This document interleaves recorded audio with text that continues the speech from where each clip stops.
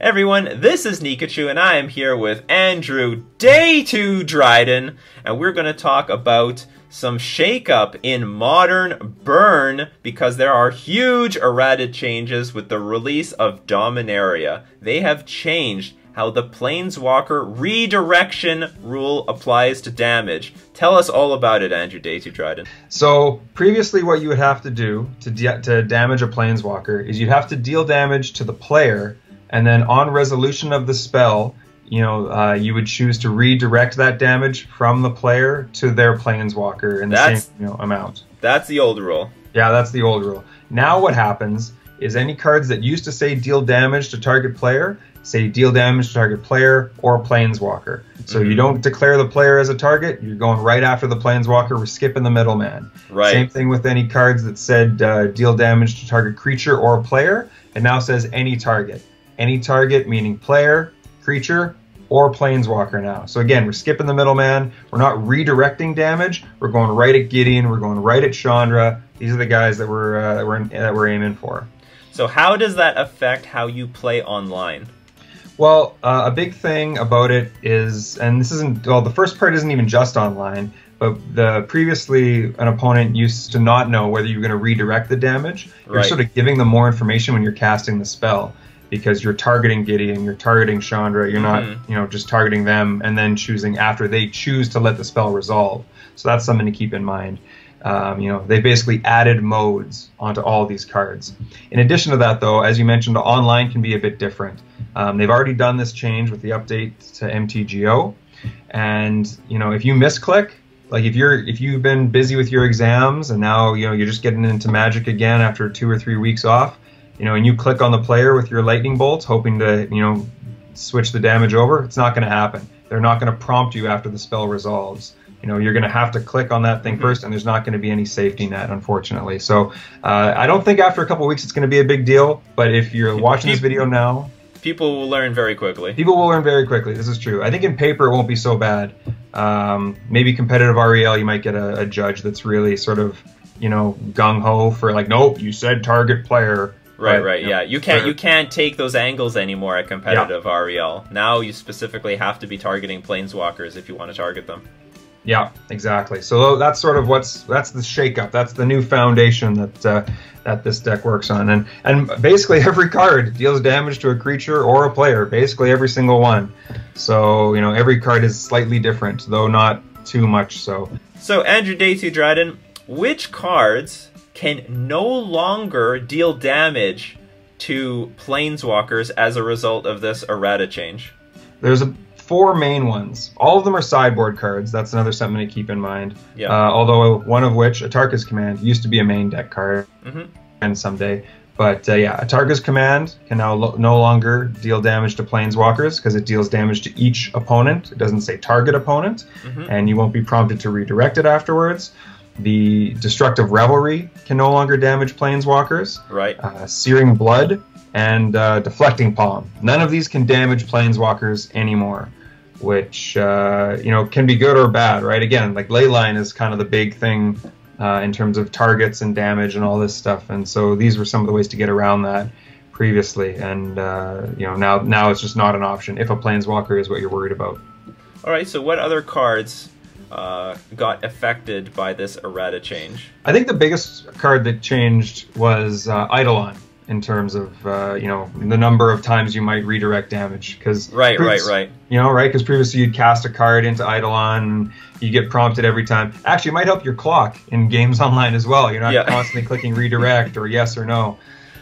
So yeah, Eidolon used to be able to redirect damage, if it would hit a player, and it can't anymore. It just goes right to the cases where you don't, but usually that's what you want. Another reason that, or another card that's different is Skullcrack. Skullcrack is mainly something I want to mention because one of the big Planeswalkers that sees play in Modern is Gideons, different versions of Gideons, most of which have damage prevention clauses on them. Like in so many Gideons. So many Gideons. Everywhere. Just multiple Gideons.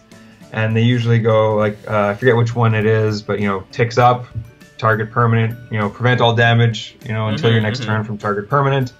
So things like Skullcrack now target the Planeswalker directly, or Flames the Blood Hand, target Excellent. the player or Planeswalker directly, and that damage can't be prevented. So, you know, if they tick up Gideon and they're like, yeah, fantastic, we're going to be great. Nope. Bam. We got you, you know, maybe deflecting or maybe Skullcrack their face, and then you can bolt the Gideon, things like that. So that's an important thing to keep in mind. Another really important thing to keep in mind is Searing Blaze, because Searing Blaze used to have, well, it still has 2 targets. You have to declare 2 targets. Yep. Previously, it had to be a player and a creature that player controlled. Now, the creature's still there, but the second target has to be a player or Planeswalker. Right. And the player or Planeswalker has to be the same controller as the creature you target. So it's, yeah, sure. Yeah. So you still have to do those, but it gets around things like, you know, hexproof and things like that. If they're playing a ley line and a Planeswalker is their win con, things like that. So finally, the card is still playable even in the face of a ley line of Sanctity. Yeah, it makes it way less risky to take damage out in the face of just losing to a turn 0 ley line. It makes that less of a risk. I mean, it's still there, and it's still not what you want to see happen, but I mean, there's more play to it. You know, there's more play to the deck. Another small difference might be in cards like Vexing Devil. On the first league I did for this channel, we played Vexing Devil, not and it was basically a facsimile of Lava Spike, but dealt 4 damage. That's not the case anymore. Previously, if they took 4 damage, you could choose to send it over to the Planeswalker. Now, if the player wants you to sacrifice your Vexing Devil, they take the damage. It doesn't work the same way, right? Whereas Lava Spike now target player or Planeswalker for one red. So those are the big differences.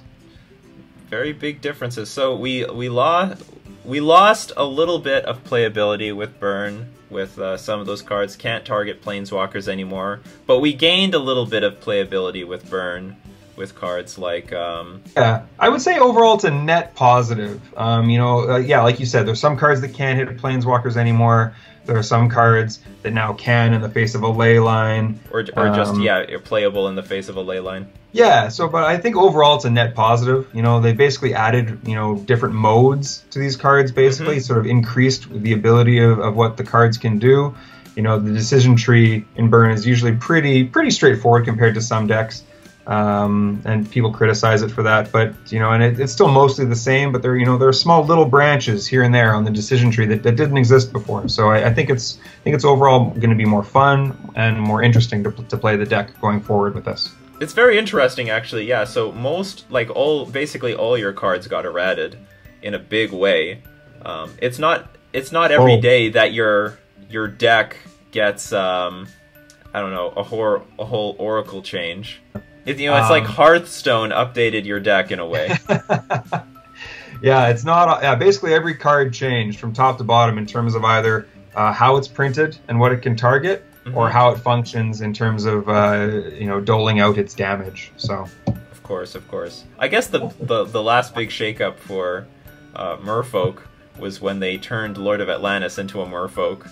Yeah. And decided, and then gave all other Merfolk +1/+1 and Island Walk. That's funny. That was a big day for Merfolk. So I guess it doesn't just happen to Burn; it can happen to other archetypes too. This is true. Big rule changes. Well, thank you very much for your expertise and your day to Dryden. It's very important to know this if you're going into competitive REL, or just to understand how these cards work in general. A big shakeup for Burn. So thank you very much. This has been Nikachu and Andrew Day to Dryden talking about how the Planeswalker Redirection rule changes Burn in Modern.